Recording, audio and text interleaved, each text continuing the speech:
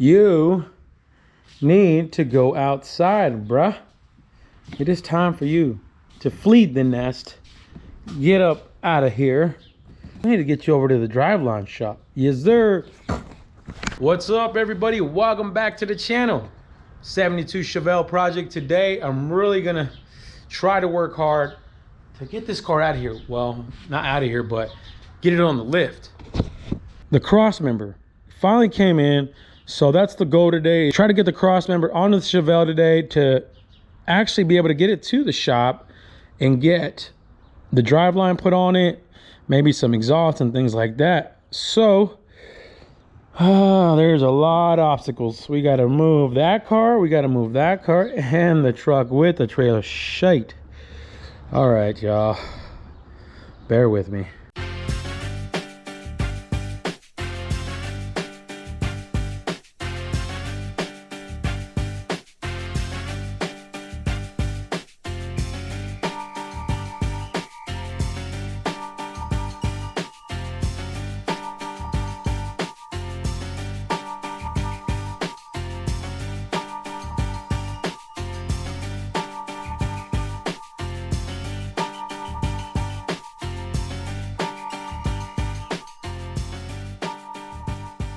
Not too shabby underneath here. Not too shabby. Getting there, getting there. Finally got the car over here on the lift. Man, that was a freaking mission. You guys see what I had to do just to get it over here, because this thing does have no power. Does not drive on its own quite yet. But we got to get this transmission bolted up so we can get it over to the drive shaft shop, because we need to connect the power to that ass over there, you know? So, Holley Crossmember. We've been waiting on this thing for, I don't know how many months. Probably 4 months, guys. Believe it or not. And I got tired of waiting. So, we picked this one up off of eBay. I found a guy that had it on eBay brand new. Everything ready to go. And we also went ahead and picked up the mount as well. Had to order that. Polyurethane mount. So, pretty simple.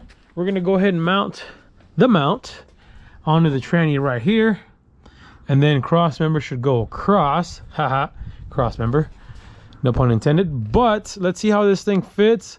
I got the tranny jacked up for the most part, and see if we can get slide under here. If everything should go smooth, because it's all Holley. So we'll see. Let's get to work.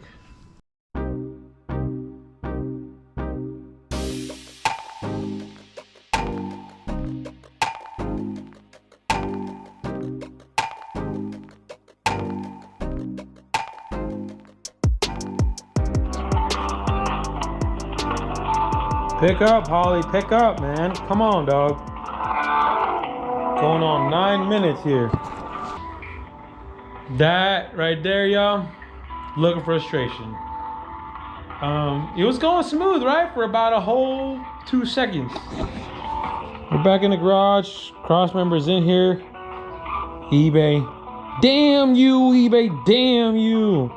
Oh my God, you guys. You see I destroyed this box. You wondering why? And you're wondering why I'm on the phone with Holley, trying to be at least, but I'm gonna show you something. And I did not catch it until I went to go put this thing up. Yeah, good. Come over here. Yeah. This is Joe. How can I help you? Hey Joe, how you doing? My name is Goose, and I got one of your guys' Crossmembers for an Ls Chevelle 72.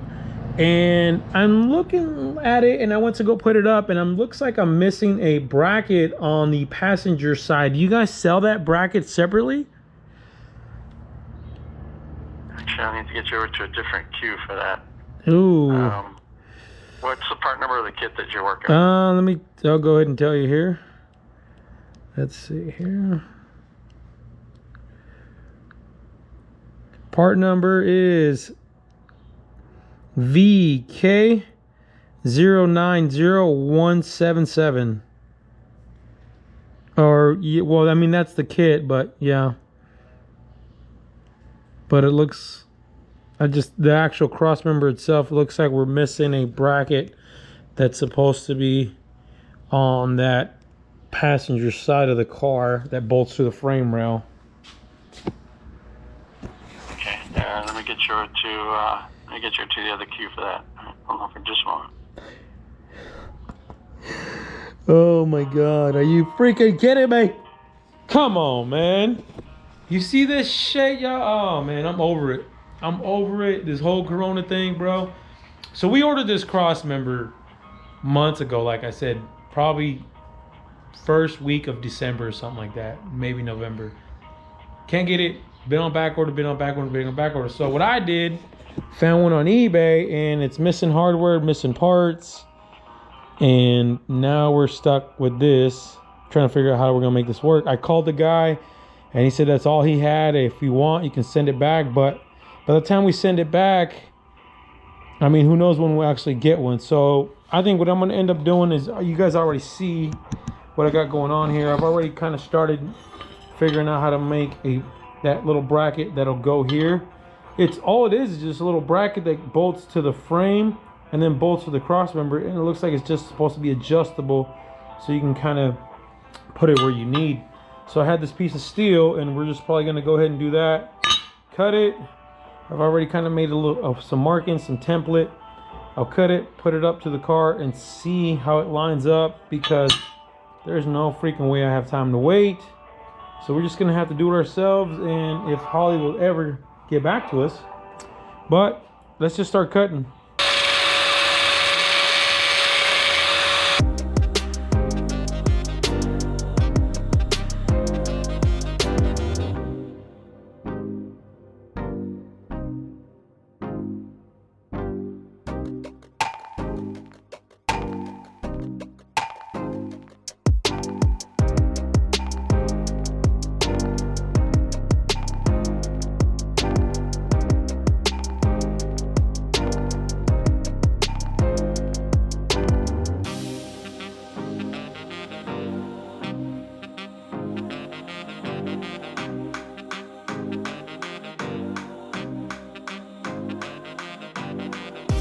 Well, boys, that's what I got going on so far.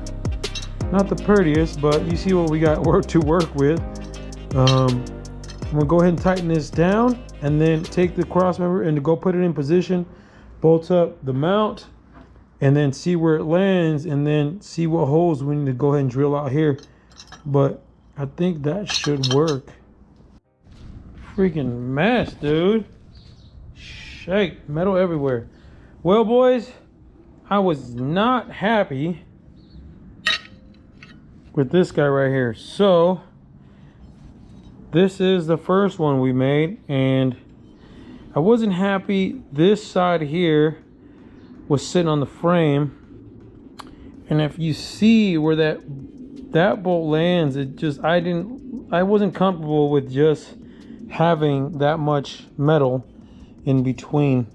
Not to mention, you didn't have any other support on this side, and it just, because what it is, it sits at an awkward angle. So it almost sits like cocked that way. So what's happening is all the metal is obviously going on the outside. That's why I marked it and like cut that area there. But I didn't have enough metal on this side supporting the weight on the actual Crossmember. Like I said, that bolt kind of says it all. So I went ahead and made another one. I just finished it up for the most part, used this one as a template, and then made adjustments from there. But you guys can see how much metal we added. I mean, like, that's a lot of metal, and it's an awkward shape because of how it sits in the frame. Like I said, it almost sits at an angle. So now we have plenty of metal here for that hole, and that to support onto the actual frame. Not to mention, we actually were able to add an extra hole for even more support. So now we have 3 mounting tabs on the frame itself versus the 2. I like that a lot better. So what I'll do is I'll go put this in one more time, see how it fits, make sure everything lines up correctly. Not only that, this, you'll be able to mount this on the frame and then just unbolt it from this side on the Crossmember. If you ever decide to drop that transmission for whatever reason, you don't have to fight it. All right, back at the car. Got that side, just got one bolt holding it on that side just to have a spot so it doesn't move on that side. Got the tranny mounted in here with just a loose nut holding it in position, so we know it's gonna sit there, not go anywhere, and we know it's gonna hook up. Now on this side, this is our custom bracket we just finished up.